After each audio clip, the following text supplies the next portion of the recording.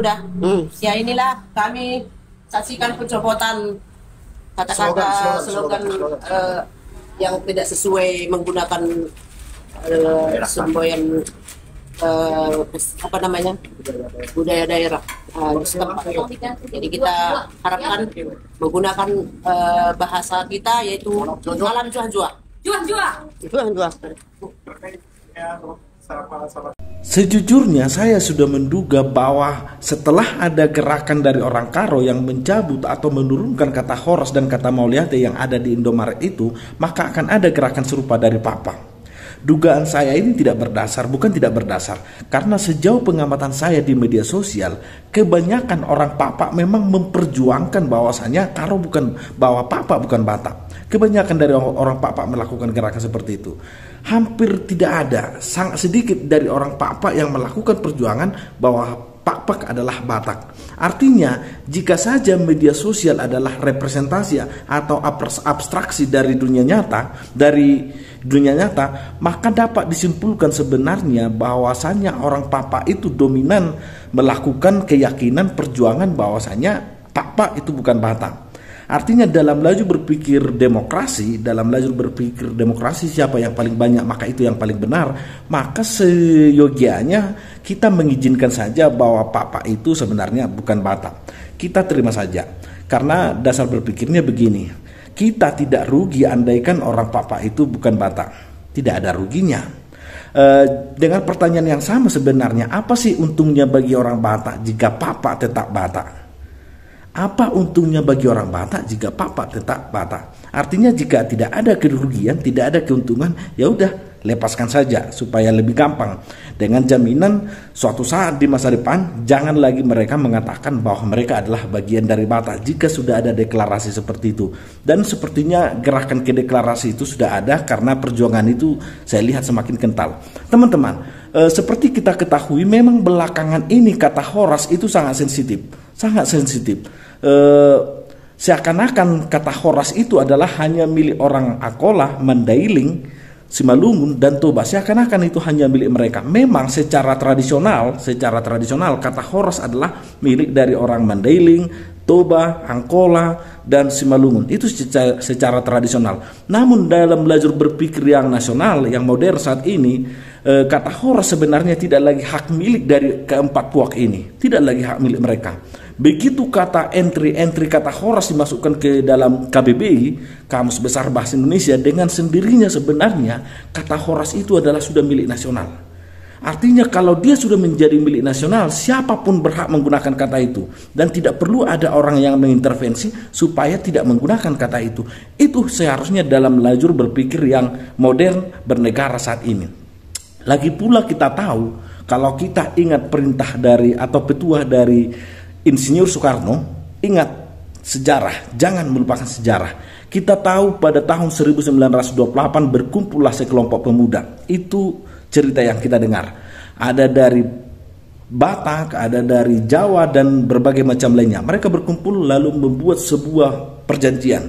Tidak sebatas perjanjian, tapi namanya sumpah ikrar. Maka muncullah Sumpah Pemuda. Mengaku putra-putri Indonesia, mengaku bertumpah darah Indonesia. Dan khusus untuk bahasa, mereka tidak sebatas mengaku, tetapi menjunjung tinggi bahasa persatuan. Menjunjung tinggi bahasa persatuan, yaitu bahasa Indonesia. Artinya, jika masih ada orang saat ini yang sensitif dengan kata horas, apakah itu bisa diartikan sebagai kegiatan, sebagai sebuah kegiatan yang merepresentasikan dari menjunjung tinggi bahasa Indonesia? Saya pikir kita bisa berdebat banyak tentang hal ini. Tapi teman-teman, seperti kita tahu, kata horas sebenarnya tidak lagi hak mutlak milik orang tradisional seperti Toba, Simalungun, Angkola, Mandailing. Tidak lagi, itu sudah menjadi milik nasional. Bahkan kalau kita cari sebenarnya yang paling dulu memiliki ini, barangkali ini adalah milik Melayu. Karena ada perubahan bunyi dari kata heras menjadi horas. Teman-teman, kenapa orang Papak sejauh ini semakin melakukan gerakan mereka bukan Batak? Kenapa kira-kira? Apakah mereka tersinggung bahwasanya yang menonjol adalah Toba, atau yang menonjol adalah Simalungun, atau yang menonjol adalah Angkola, Mandailing, atau hanya sebatas bahwasannya mereka bukan keturunan si Raja Batak, bahwasannya Batak itu adalah rekonstruksi atau konstruksi dari kolonial untuk memecah belah atau mengaburkan sejarah. Apakah sebatas itu atau ada gerakan-gerakan maksud lain? Teman-teman, sebagaimana diketahui, kalau kita harus mengapresiasi yang dilakukan oleh pemuda Batak, pemuda Pak tadi, ada hal yang harus diapresiasi. Salah satu hal yang harus diapresiasi adalah bahwasannya mereka memperjuangkan penggunaan bahasa daerah, bahasa Pak di daerahnya. Jadi kita harapkan menggunakan bahasa kita, yaitu alam jua-jua.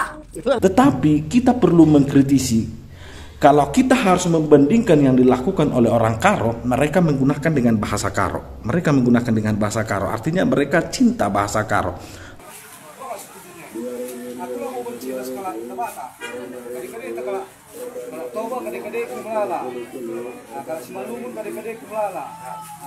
Di sekolah ini belajar bahasa Karo. Di sekolah kan sendiri bila di kata menuju jua. Lalu dengan bahasa Pak tadi, dengan orang Pak itu, dengan yang mengatasnamakan pemuda Pak Indonesia, kenapa mereka menggunakan, menganjurkan dengan bahasa Indonesia? Udah, ya inilah kami saksikan pencopotan kata-kata slogan yang tidak sesuai, menggunakan semboyan budaya daerah setempat. Kalau kita bisa menafsirkan ini, berarti tujuan dari kalimat itu sebenarnya adalah orang Indonesia. Itu sebenarnya tujuannya. Atau kalau kita berpikiran negatif, sebenarnya jangan-jangan pemuda yang melakukan itu pun sebenarnya tidak paham, atau katakanlah bukan tidak paham, tetapi tidak fasih berbahasa Papang. Tetapi kemudian mereka hanya tahu kata jua-jua. Gunakan bahasa kita, yaitu alam jua-jua. Saya hanya berpikiran radikal seperti itu. Artinya maksud saya, kita jangan sebatas menganjurkan, tetapi sebaiknya kita adalah melakukan. Karena kalau hanya disampaikan dengan bahasa Indonesia seperti yang mereka lakukan atas nama pemuda Papa Indonesia itu dengan bahasa Indonesia, maka kalau dengan bahasa Indonesia sebenarnya tujuannya adalah ke seluruh Indonesia. Tapi saya yakin tujuannya sebenarnya adalah hanya kepada orang Papa saja. Lantas kenapa menggunakan bahasa Indonesia? Ada dua kemungkinan. Yang pertama, mereka mungkin tidak paham bahasa Papa lagi, tidak fasih bahasa Papa lagi. Atau yang kedua, mereka curiga jangan-jangan pendengarnya yang adalah orang Papa tidak fasih berbahasa Papa. Teman-teman, ada diskusi yang menarik. Ini barangkali bisa kita diskusikan.